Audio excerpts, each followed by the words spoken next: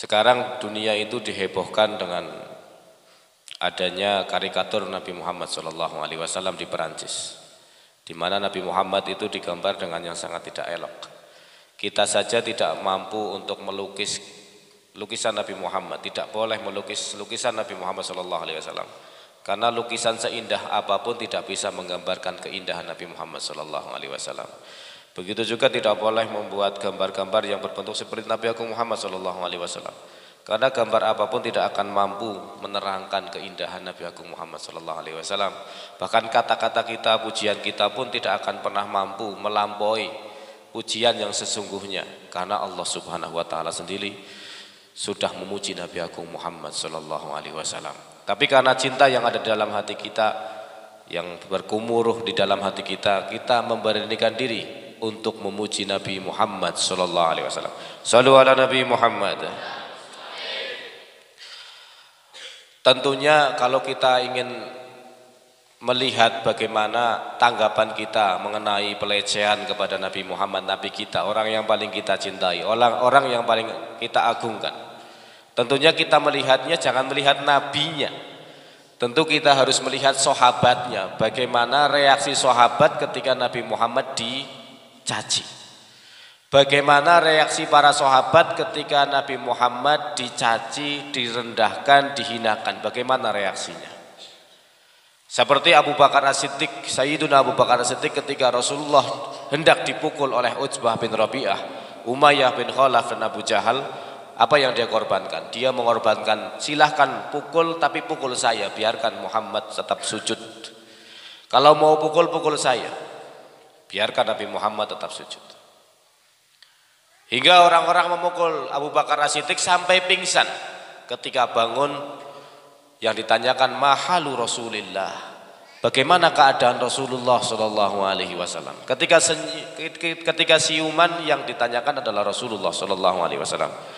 Sampai-sampai mengatakan kepada ibunya, demi Allah, saya tidak akan minum dan tidak akan makan sampai saya bertemu dan mencium kening Muhammad SAW. Itu yang dilakukan Abu Bakar. Dan sahabat-sahabat yang lain, kalau melihat Rasulullahnya, tentu Rasulullah itu Raufun Karim. Tentunya Rasulullah sangat memaafkan kepada orang yang menyakitinya. Sama halnya ketika Rasulullah SAW berdakwah di Taif, dilempari dengan batu sampai keluar darahnya. Apa yang dikatakan oleh malaikat? Ya Rasulullah, saya jepitkan mereka di antara dua gunung. Saya jepitkan dua gunung tersebut agar mereka mati semua. Kata Rasulullah, la, jangan. Bahkan saya menginginkan dari keturunannya ada orang yang menolong agama ini. Didoakan sama Rasulullah SAW. Ketika Sayyidina Hamzah dipotong hidungnya, dicongkel kedua matanya, dipotong telinganya, lalu dibelah dadanya dan diambil jantung dan hatinya dan dimakan hatinya oleh orang kafir Quraisy. Sahabat mengatakan, ya Rasulullah il'anhum, laknat mereka. Apa yang dikatakan Rasulullah? Rasulullah mengangkat kedua tangannya dan orang sahabat di sekitarnya mengatakan halaka Quraisy, halakat Quraisy. Quraisy hancur, Quraisy hancur. Namun apa yang dikatakan Rasulullah? Rasulullah mengatakan Allahumma hdi qaumi fa innahum la ya'lamun. Berikanlah mereka hidayah. Itu kalau Rasulullahnya. Sahabat pun ketika dicaci, ketika dimaki, mereka memaafkan. Tetapi bagaimana reaksi sahabat ketika Rasulullah SAW dicaci? Seperti Abdullah bin Ubay bin Salul, anaknya Abdullah bin Ubay bin Salul. Abdullah bin Ubay bin Salul dijuluki Ra'isul Munafiqin, ketuanya wong-wong munafik. Anaknya namanya Abdullah bin Ubay bin Salul. Mengatakan kepada Rasulullah, ya Rasulullah, i'dzan li an ahmila ra'sa abi ilaik. Izinkan saya membawa kepala ayah saya kepadamu ya Rasulullah. Kata Rasulullah, lah. Ini reaksi sahabat ketika Rasulullah dicaci, ketika Rasulullah dimaki. Kalau kita melihat barometernya kepada Rasulullah, tentunya Rasulullah sangat memaafkan. Bahkan ketika ada orang Yahudi datang kepada Rasulullah mencekik Rasulullah SAW, ya Muhammad, mana utangmu? Kowe kok utang ora disutang serutang? Kemudian yang di sampingnya ada Umar bin Khattab memarahi orang Yahudi ini.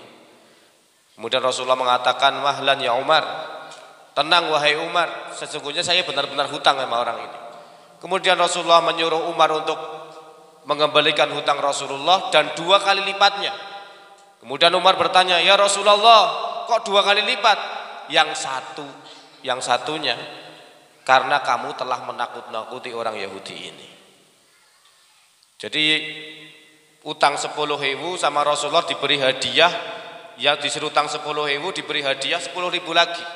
Karena apa? Karena tadi Umar menakut-nakuti orang Yahudi. Ini sikap Rasulullah Shallallahu Alaihi Wasallam. Tapi kita kalau melihat ketika Rasulullah sedang dicaci, maka lihatlah para sahabat bagaimana menanggapi orang-orang yang mencaci maki Rasulullah Shallallahu Alaihi Wasallam. Mungkin saya tidak layak untuk menyebut di sini. Tapi sampean bayang nabai, Nabi Muhammad adalah orang yang paling dicintai oleh sahabat. Asbahu liwalaihi unwana, yang menjadi dedikasi sebagai alamat atau tanda kesetiaannya sahabat kepada Rasulullah Shallallahu Alaihi Wasallam. Kira-kira jenengan bayang nabai nek kanjeng Nabi lagi dicaci, dimaki, apa reaksi sahabat? Mungkin jenengan pripun? Ora perlu dijawab, mesti ngerti. Jenengan mawon. Saniki majelis nurusati ngerti kula delek-elek. Kados napa? Ya pada maring mengenai ya, Gus. Kepriwe iki parani apa kepriwe? Mesti kaya kowe. Lha sampean bae kaya kowe kebarane kanjeng Nabi aku Muhammad sallallahu alaihi wasallam, sallu ala Nabi Muhammad. Tapi kita membalas orang yang mencaci bukan dengan cacian. Membalas orang yang memaki bukan dengan makian. Menghina bukan dengan hinaan. Kita balas mereka dengan memperbanyak sholawat kepada Nabi Muhammad sallallahu alaihi wasallam. Kita balas mereka dengan mempertontonkan, memperlihatkan akhlak-akhlak Nabi Agung Muhammad sallallahu alaihi wasallam.